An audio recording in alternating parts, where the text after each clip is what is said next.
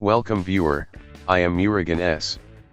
This video tutorial describes how to turn off keyboard sound for on-screen keyboard in Windows 11. Click Start, Settings, click Accessibility.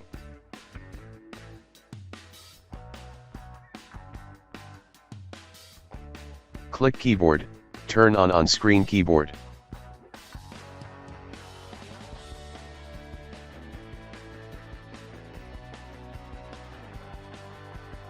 Click Options. Uncheck Use Click Sound, click OK.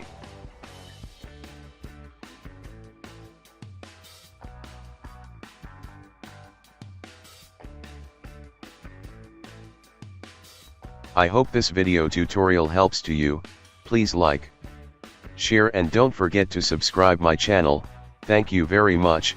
See you next video.